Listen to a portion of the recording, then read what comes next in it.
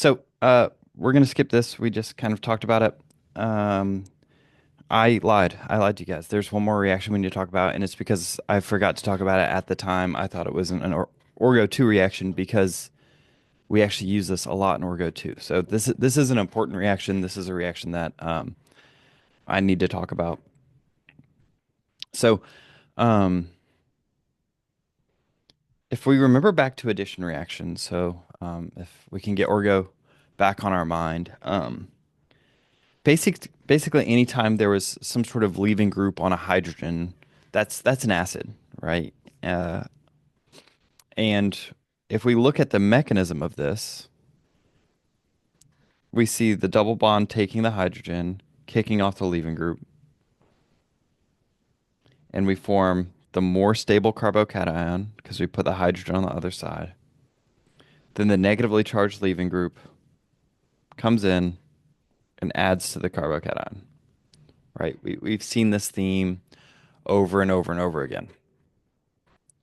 But something interesting happens, and I'll kind of draw it in two steps so we get a look at it. Something interesting happens when instead of a hydrogen, it's something bigger.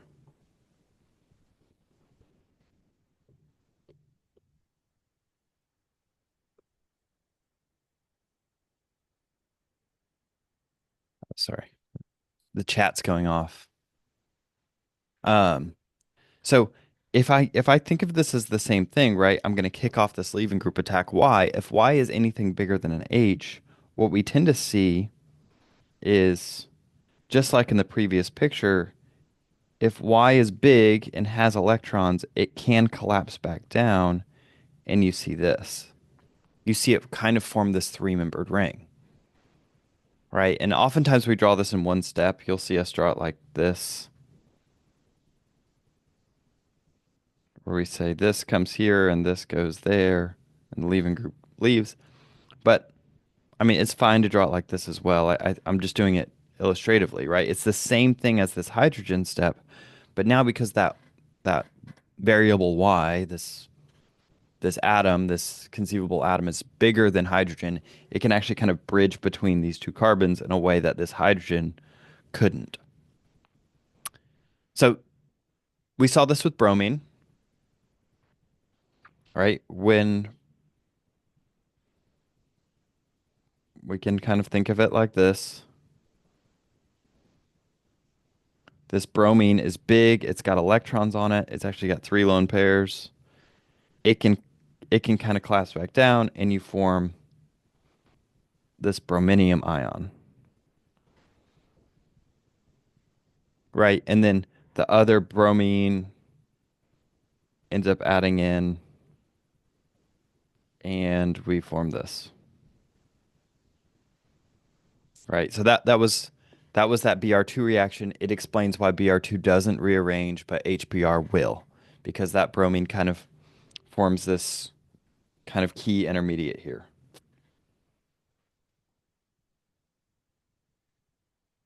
We saw the same thing with mercury. So I actually talked about these on the same day. Um,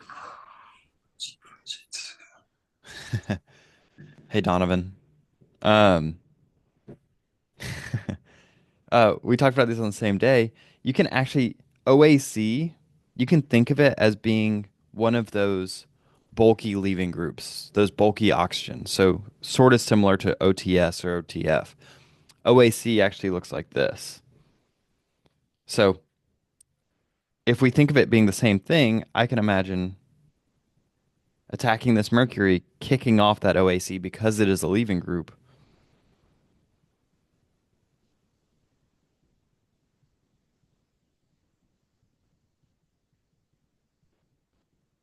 Then that mercury kind of collapsing down, and just like the bromine, I get this,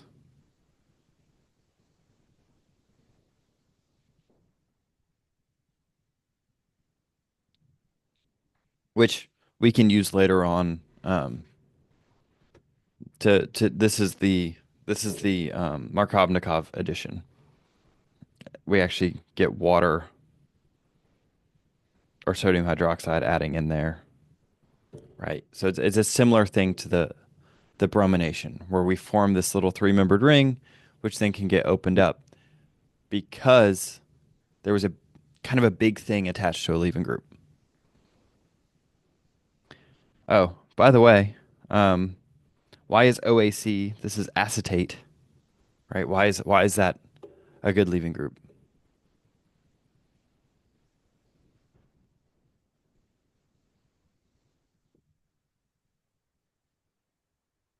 This is the time for participation. Stabilized. It has resonance. Right, this negative charge after it leaves, things tend to have a negative charge, right? Like this bromine was had a negative charge after it left, right? Leaving groups, but once they leave with their electrons. The bromine was stable because it's a really big bromine. This acetate is stable because there's resonance here. That negative charge can be stabilized over multiple atoms. So that's why OAC is a good leaving group. So that's all that is. So um, I hope this kind of makes a little bit more sense now that it's been a month or two since you saw this the first time. But that's why HGOAC2, I mean, well, that's why we taught it, right? It does the same thing as the bromine. There's actually one more very important reaction, honestly, one that's more important than the HGOAC2, that follows this kind of format. So, um, if I look at this, this is called metachloroperoxybenzoic acid, MCPBA. Um, I can kind of think of this as, let's say this were to leave off like a leaving group,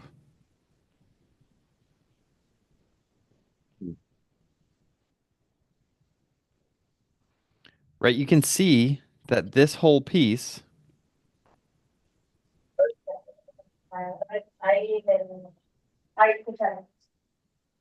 There we go. Ahí está. Ahora sí, así bien. Ahí vas a ver que se murió el papa. ¡Ey! No, en serio, se murió el papa. Ese, oh, sí. Esto es la de pastor, papá. No, el papa Francisco. Sí, yo la vi.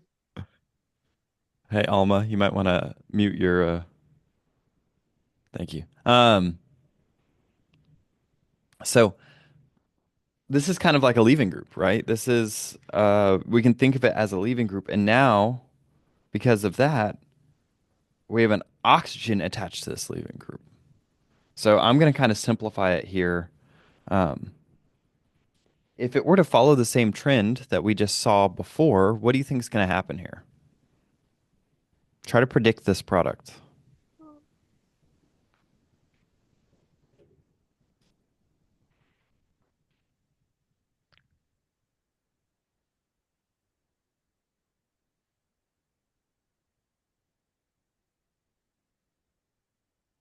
Oh, by the way,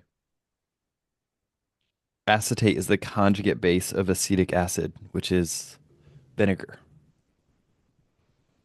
So if you were to protonate this, this is acetic acid, which is in vinegar.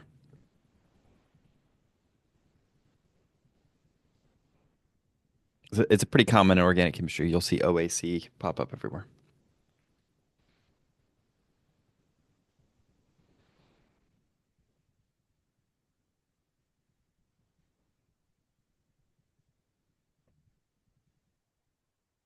All right, so just like the other things, what I would expect to happen is essentially, well, I'm gonna make that more clear. This is going to attack the oxygen, which is going to kick off the leaving group. I get this OH, which can then kind of collapse back down. We form this.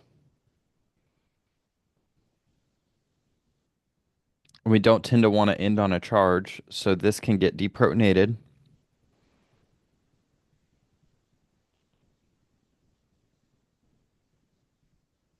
What ends up forming is this. I've kind of drawn it out in individual steps. A lot of times, if you look up the mechanism of this, it'll look really overwhelming. You'll see something that looks like this.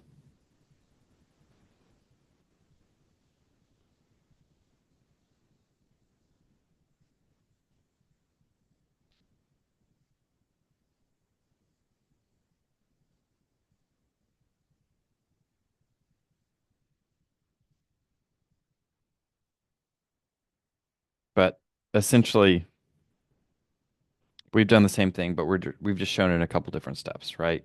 You add the oxygen, you kick off that leaving group, which is this big old bulky thing, and then the oxygen's big enough to kind of span those two carbons to kind of help stabilize that positive charge, and then we can deprotonate it to get that epoxide.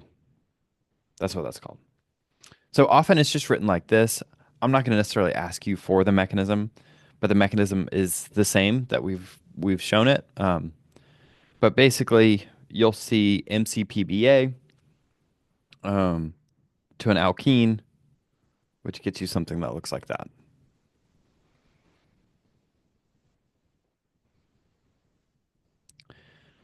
You'll also see stuff that looks kind of like this. It does not matter what R is really. Um, this is this is actually called a peroxy acid because when you kick off this kind of leaving group, it creates a kind of the conjugate base of a carboxylic acid. But really, this works. You're looking for this kind of motif. This is a peroxide. This OO, right? We've seen this before with anti-Markovnikov, but these are kind of specific peroxides. They're peroxides with with a carbonyl right next to them, and usually some sort of benzene or something on the R group. But whenever you see something like this, it's going to create an epoxide where that double bond was. So I did this example on purpose because I want you guys to see that we're not going to mess with benzene rings. Benzene rings, those double bonds are very stable. In general, it's very hard to get things to react with a benzene rings double bond. This because they're in conjugation with each other, they're in this ring. There's a concept called aromaticity, which you guys haven't learned yet, but this double bond is a lot more available, and so that's the one that's going to get epoxidized. All right, so there's actually a really easy way to remember this. In my opinion, peroxides make epoxides. An epoxide is just this kind of weird looking three-membered ring with an oxygen. And when we get to Orgo 2, this functional group is actually going to be something that I add to the electrophile section of our chart. It's a very, very handy electrophile, and you can do a lot of cool things with it. So that's why I wanted to show you two. It is a big part of Orgo 2. A big part of Orgo 2 is deciding when I'm going to add into a carbonyl versus when I'm going to add into an epoxide. And so, and what kind of structures they make. But you form epoxides from double bonds mixed with peroxides. So very, very useful little reaction, and you'll get more experience with epoxides in Orgo 2. Um, so that was just something that I forgot to cover. Hopefully, it was actually a decent review for the other reactions as well, and kind of how they work and why they work. So we're going to go back to Diels-Alder and specifically those p orbitals that I talked about. And I know this is kind of hard to wrap your head around. Remember we talked about HOMO and LUMO. Do you remember what HOMO means?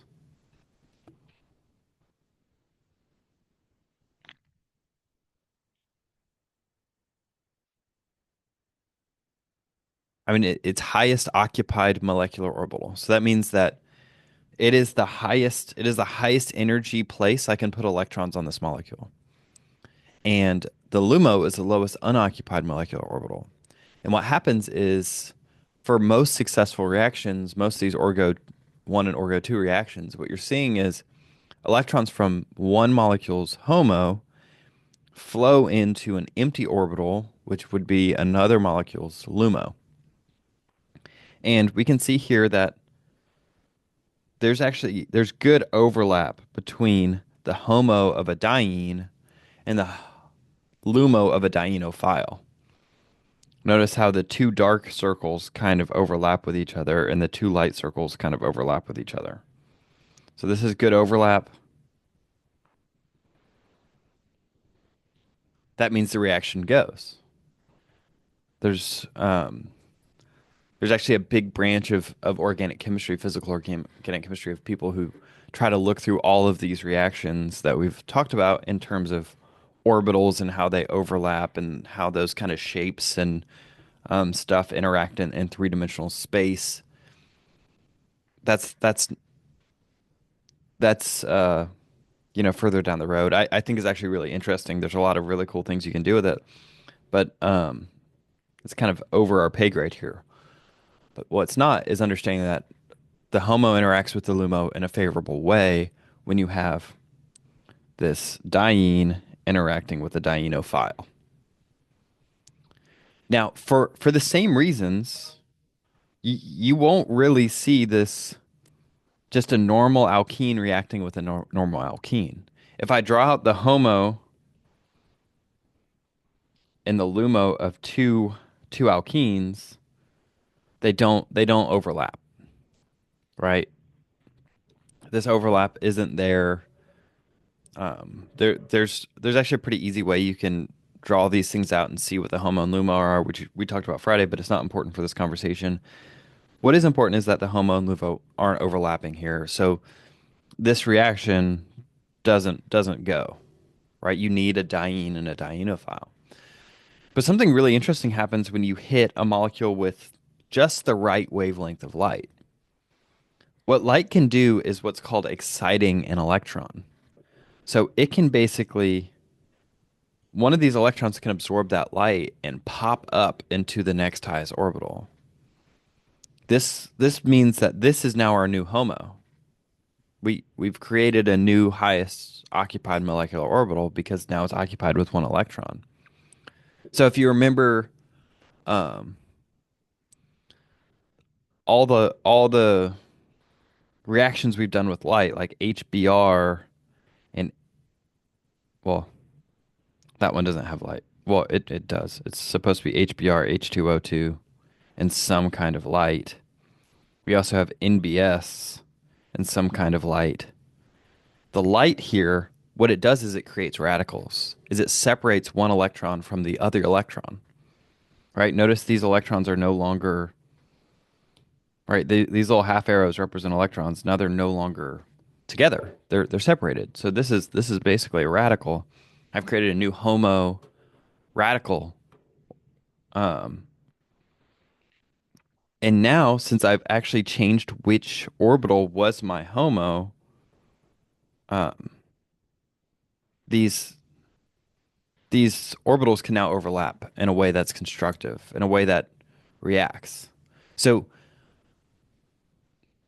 whereas where this reaction up here doesn't work, this one doesn't work, if you add just the right wavelength of light, you can excite one of the electrons and get this. It's called a 2+2 cycloaddition because you have two carbons adding two carbons to get four carbons, and it's made a cycle. So 2+2 cycloaddition. So this is actually medically relevant. This is thymine. This is the T in your DNA, right? So your DNA is made up of four little subgroups that read out the genetic code. T is one of those, and if it's hit with UV light, the ultraviolet light, it will dimerize. It will do a 2+2 onto another thymine and create this kind of four-membered ring. The problem with this is that your body can't recognize this. It's called a dimer, right? It's two of them together, dimer. Um, so your body can't recognize this as thymine anymore. It messes up the code. And so when your body tries to create proteins out of the DNA, it fails. And This is one of the reasons why ultraviolet light can cause cancer. It can cause degradation of the functioning of your cells because you're literally smudging the instruction manual, which is the DNA, through this reaction that we learned. So some people will do some 2+2 cycloadditions. It's not all that common, but it is something that happens within your cells all the time. This is happening every time you go outside. Dimerization of these nucleotides can cause cancer. All right, so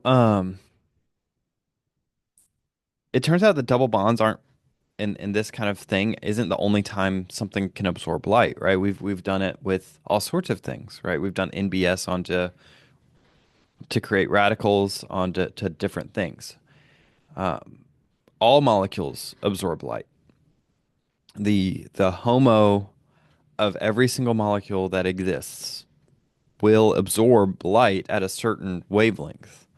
But the problem is that most of them absorb in the ultraviolet. It's not really a problem. The thing is that most of them absorb in the ultraviolet region, and we can't see UV light. So almost every organic thing that you'll see when you take organic lab at some point in time, and almost every organic thing we make is just this white solid, like this pale yellow white solid. And that's because it absorbs in the ultraviolet region. It only absorbs really high energy photons. And in order for something to have color, what has to happen is that it has to absorb some bands of visible light, right? So light comes as a white light with all of the different wavelengths in there. And if you absorb some portion of it, right, that means all the other colors are reflected back to you, right? This is how color works, right? It's mostly absorbing some and reflecting everything else. So it's absorbed by those electrons in those orbitals. And the ratio, the distance between this HOMO and LUMO is proportional to the wavelength that is absorbed. So, well, it's inversely proportional. So, by decreasing this distance between HOMO and LUMO, it actually lowers. So, this is lower energy light is absorbed. A smaller gap means lower energy light, right? It makes sense, right? Takes more energy to get that electron to that LUMO than it does to get that electron to that LUMO. So, one of the major ways you can lower the energy of light that's being absorbed is by adding conjugation. You guys remember conjugation has to do with these double bonds being next to each other, right? So the more conjugation there is, the more we can kind of shift from absorbing some of this ultraviolet light towards the visible region. And there are other ways to do this, but conjugation is the main way to do it with an organic molecule. And if you think about uh, anything in biology, anything in nature that's not a metal, that's organic, right? That has carbon, that absorbs light. What are some ideas? What are some molecules that absorb light that have color, that are colorful? Well, to me, beta carotene. So this is a molecule found in carrots, right? It's in the name. This is what gives carrots their orange color, beta carotene. Um, what do you notice about this molecule immediately?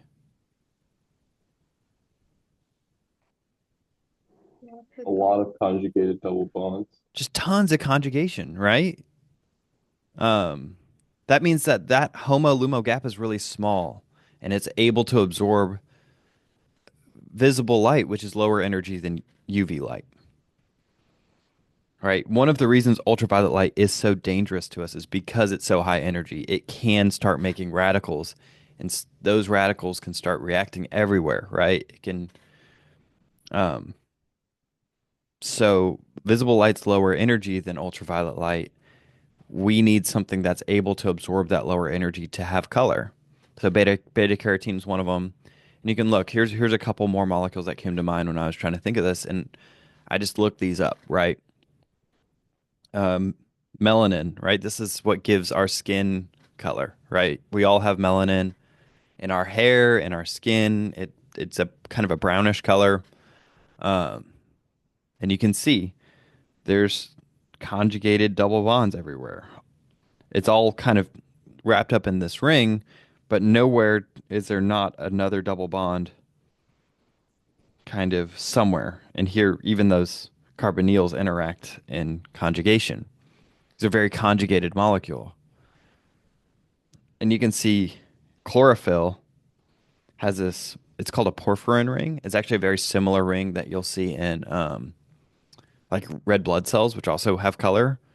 But you can see there's just all this conjugation throughout this whole ring. And that's what helps gives it its green color, right, of chlorophyll. So, um, yeah, that's all I really have for you guys today.